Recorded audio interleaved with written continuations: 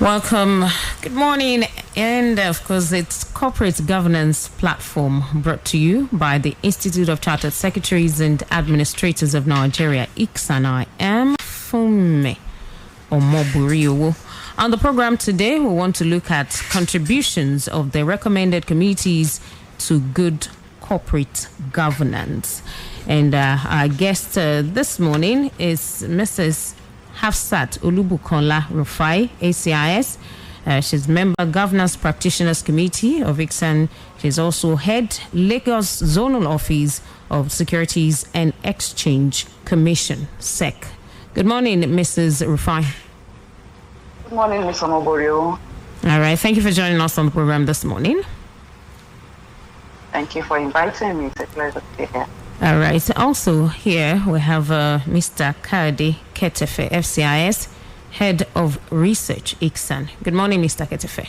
Good morning, Funmi. Good morning to you, our guests, Mrs. HAFSAT RUFAI, and all our listeners. Good morning to you all. All right. Let's take this message. We'll be right back.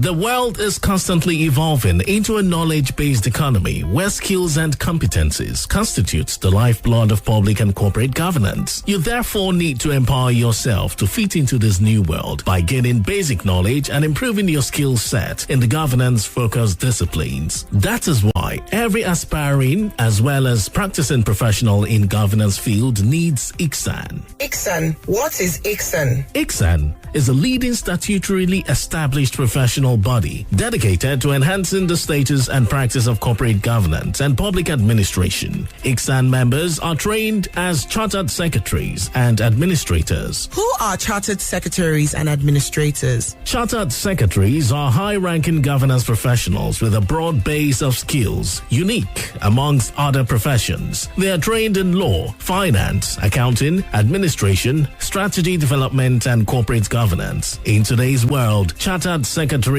and administrators discharge a wide range of duties and responsibilities, including functioning as chairmen of companies, executive directors, non-executive directors, company secretaries, risk managers, compliance managers, board evaluators, and corporate governance evaluators. That is interesting. How then do I become a chartered secretary and administrator? Good. Go to the Institute's website, www.icsan.org.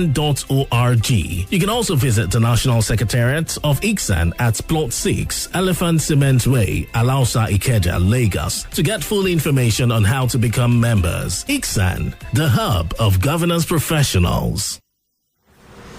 All right, ICSAN, definitely the hub of governance professionals. Like I said earlier, we're looking at contributions of the recommended committees to good corporate governance. Mrs. RUFAI, let's look at it. What are the committees that are traditionally recognized in corporate governance parlance as board committees? Thank you, Mr. Moborio. The Code of Corporate Governance 2018 in Principle 11 mentioned 4 committees. They are the Nomination and Governance Committee, Remuneration Committee, Audit Committee, and Risk Management Committee. And the board is allowed to delegate its functions to these committees. Okay. The principle also says that the board will determine the number and composition of its committees based on the size of the companies, the relevant skills that the board members have, and their competences. Let's look at the roles of these committees. Right. I'll have to then speak to each of the committees. Yeah. For instance, the Nomination and Governance Committee is to review on a regular basis the composition of the full board, and where it appears that the board is lacking in skill or experience in certain areas, it is the duty of that committee to identify how best to rectify the situation, and this will recommending individuals that are suitable to take up the vacancies. The committee is also responsible for ensuring that there is a succession plan for both the MD and other executive directors in order to ensure continuity in leadership. It also reviews annually the independence of the independent directors and ensures the presence and adequacy of induction programs for new directors. In other words, the governance of members of the board lies in the hands of this committee, and then the committee, of course, will report to the main board. So there's nothing a committee does that ends with that committee. The code expects that this particular committee, the Nomination and Governance Committee, should meet at least twice a year or as the need arises, and it should be headed by a non-executive director. Okay. Now, the Remuneration Committee, the name speaks for it already. It is focused on determining the appropriate remuneration of executive directors and senior management. And in doing that, it establishes a policy, or it drafts a policy for the board to approve, putting into consideration the performance of the executive directors and senior management and appropriate incentives. So we expect that, it is expected that a portion of the remuneration of these category of persons would be dependent on their performance. So performance-induced incentives alongside other things, and then they should be incentivized so that they can work appropriately. Now, the Risk Management Committee is one committee that sometimes is underutilized. But basically, they oversee the risk management duties of the board or of the company. They establish policies for the board to approve to determine the risk appetite of the company, the risk tolerance, the risk assessments are performed, to ensure that risk assessments are performed and monitored regularly. And they also ensure that they receive assurance internally and from external service providers regarding the effectiveness of risk management in the company. Okay. So, and then I'll move on to the Audit Committee.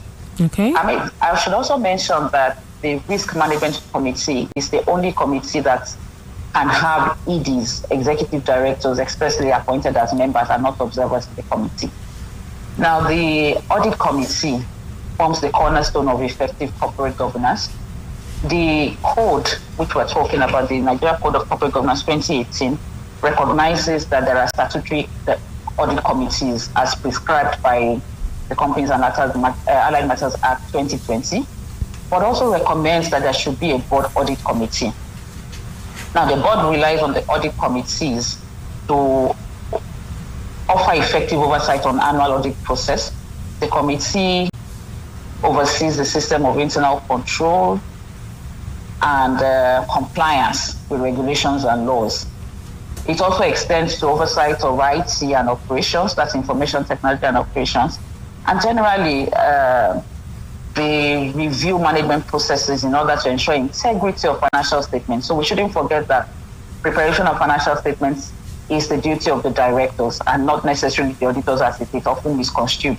So this committee ensures that they take all appropriate steps to ensure integrity of financial statements and also oversight the internal audit process of the company, ensure that there's a process in place also for identification and mitigation of risks of fraud in the companies.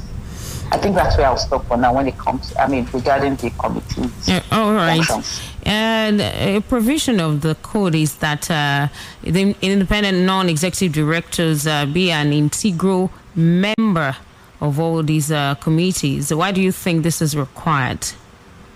Would you take that again? I didn't even hear you. Okay, I said the code now stipulates independent non-executive directors as integral members of all these committees. Now, why do you think this is required? Thank you. So for independent non-executive directors, it is necessary, as prescribed by the code, to have them in order to foster objectivity on the board. Now, the code requires that the board should have these NEDs specifically to provide, and then provides a non-exhaustive list of the requirements for identifying them. So, for instance, in terms of shareholding, they shouldn't hold any shareholding that has a propensity to impede independence or anything more than 0.01%. So that's really very small. But that's what the code prescribes, that they shouldn't have more than that of the share capital of the company. And they should not be employees of the company or group within the last 5 years before their appointment. They should not also be representing close family members or indeed have close family members or advisors or directors or senior management and so on, including being close to auditors. of the companies, so that they can be objective in the oversight function that they are meant to provide. So basically, the independent directors ensure unbiased and objectivity in board oversight function. All right. I have to say a big thank you to you, Mrs. HAFSAT OLUBUKANLA RUFAI, ACIS, Member Governance Practitioners Committee, ICSAN, and also Head Lagos Zonal Office of the Securities and Exchange Commission, SEC. Thank you for joining us on Corporate Governance Platform this morning. Thank you, Mr. Zomoperio. It's a pleasure being here today. All right. Mr. Ketefe, some announcements? Thank you very much, Fumi. The announcement is on the ICSAN 2022 Company Secretaries and Registrars Forum, which is holding tomorrow, Thursday, 10th of February, 2022. This is to inform all ICSAN members, other company secretaries, registrars, and other professionals in governance fields that the much-awaited ICSAN 2022 Company Secretaries and Registrars Forum will hold tomorrow, Thursday, February 10th, 2022. The program is starting at 10 o'clock prompt. The venue is Civic Center, Ozuman Badiwe Street, Victoria Highland, Lagos. The program is an hybrid one, which allows online participants to join through Zoom. The link to join will be promptly sent to participants upon confirmation of participation fee. The theme of this year's forum is Sustainability and the Future of Green Economy, a Governance Perspective. The Company Secretaries and Registrars Forum of the Institute is a program that exposes participants to modern-day practices and practical solutions to problems on company secretarial practices, the capital market, and related issues. It is an interactive program that is facilitated by seasoned technocrats and experienced practitioners in governance. Please kindly note that this program attracts 4 credit points for members. As usual, this year program promises to be exciting and memorable as all the preceding editions of the program. The chairman of the occasion is the president and chairman of Council, Institute of Capital Market Registrars, Mr. Seyi Owoturo. The keynote speaker is the director, Economic, Social and Governance, Middle East and Africa of International Financial Corporation, Dr. Omawumi Kola Lawal, while the co-speaker is a partner at PricewaterhouseCoopers House, Mrs. Rukaya El-Rufai. A number of seasoned discussants with decades of experience in governance has also been lined up for this important program. This is to tell you that you can still register for this program. The link to register for this program is on the Institute's website and all the Institute's social media platforms. Please hurry up to register, it's just 24 hours away. For more information, please contact Florence on 080-323-69300. For more information, please contact Florence on 080-323-69300. We are expecting to see you there tomorrow. Have a happy night. Have a happy day. Okay, happy midweek. All right, thank you so much, Mr. Kaudi Ketefe, FCIS, Head of Research, ICSAN. All right, that's our bit this morning on a corporate governance platform brought to you by the Institute of Chartered Secretaries and Administrators of Nigeria, ICSAN. We'll return again next week, Wednesday, 10:15 a.m. right here on Equity 9.7 FM. I am Funmi Omoburiwo. Enjoy the rest of the day.